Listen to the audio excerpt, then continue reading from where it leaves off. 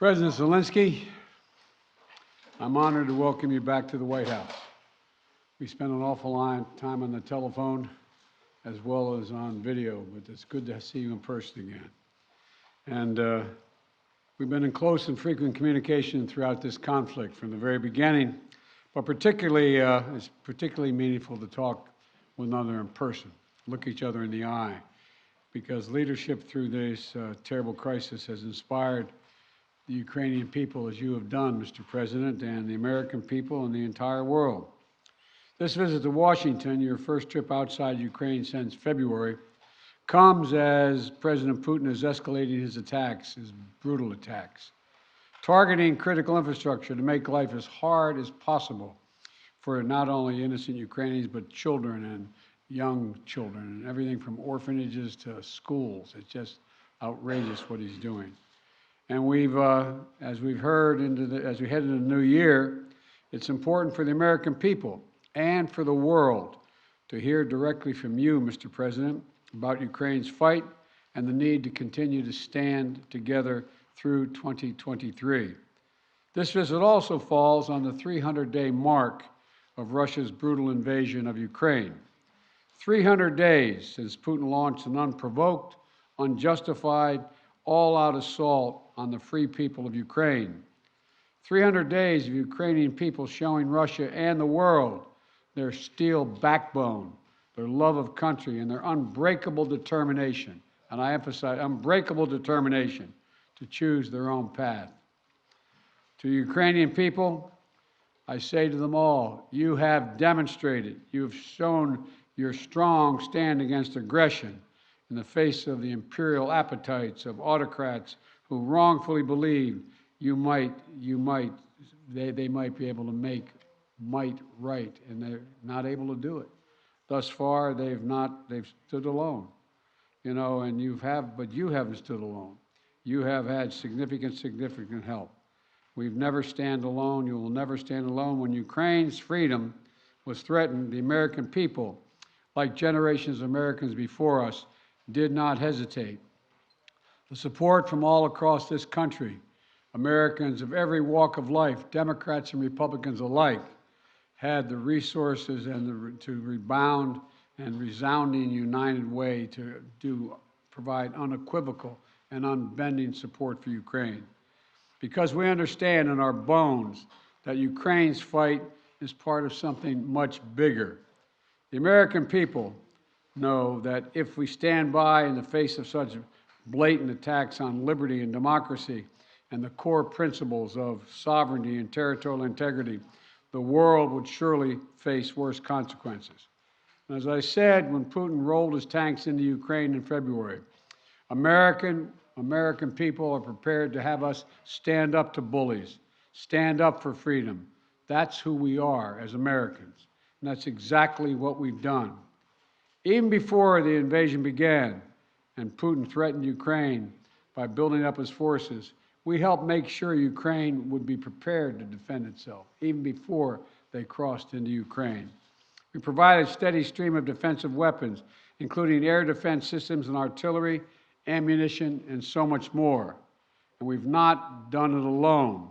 From the very beginning, the United States rallied allies and partners from around the world to stand strong with Ukraine and impose unprecedented, and I emphasize unprecedented, sanctions and export controls on Russia, making it harder for the Kremlin to wage this brutal war. More than 50 nations have committed nearly 2,000 tanks and other armored vehicles, more than 800 artillery systems, more than 2 million rounds of artillery ammunition, and more than 50 advanced multiple rocket launching systems, anti-ship and air defense systems, all to strengthen Ukraine. Together, we provided billions of dollars in direct budgetary support to make sure the Ukrainian government can keep providing basic fundamental services to the Iranian people, like health care, education, and emergency personnel.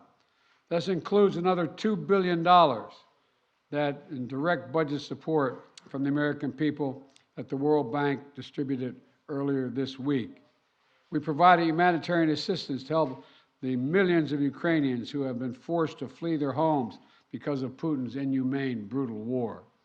Communities across Europe have opened their hearts and their homes to help Ukrainians in need. The United States has been proud to welcome more than 221,000 Ukrainians seeking refuge since March of 2022, including as part of Uniting for Ukraine, as part of our Uniting for Ukraine program. And today, USAID is committing more than $374 million in urgently needed humanitarian assistance for Ukraine. This will help provide food and cash assistance for more than 1.5 million Ukrainian people, as well as access to health care, safe drinking water, and help stay warm in the winter for more than 2.5 million Ukrainians. The United States and our allies and partners around the world have delivered a broad range of assistance at historic speed and has been critical to bolstering Ukraine's success thus far. Ukraine has won the Battle of Kyiv, has won the Battle of Kherson, has won the Battle of Kharkiv. Ukraine has defied Russia's expectations at every single turn. And President Zelensky, you have made it clear that he is open to pursuing, well, let me put it this way. He's not open, but you're open to pursuing peace. You're open to pursuing a just peace. We also know that Putin has no intention of stopping this cruel war. And the United States is committed to ensuring that the brave Ukrainian people can continue to defend their country against Russian aggressions as long as it takes.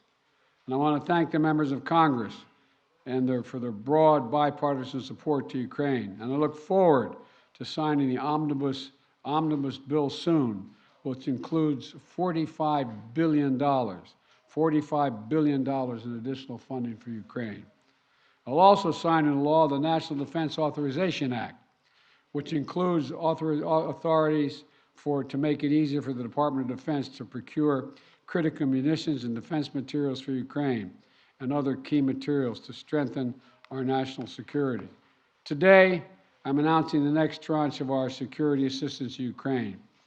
$1.85 billion package of security assistance that includes both direct transfers of equipment that Ukraine needs, as well as contracts to supply ammunition Ukraine will need in the months ahead for its artillery, its tanks, and its rocket launchers. Critically, in addition to these new capabilities, like precision aerial munitions, the package will include a Patriot missile battery, which will train Ukrainian forces to operate as part of the ongoing effort to help bolster Ukraine's air defense.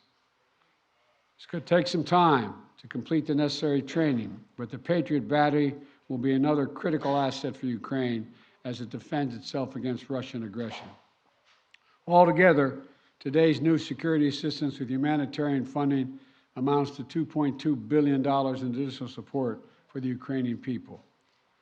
We should be clear about what Russia's doing.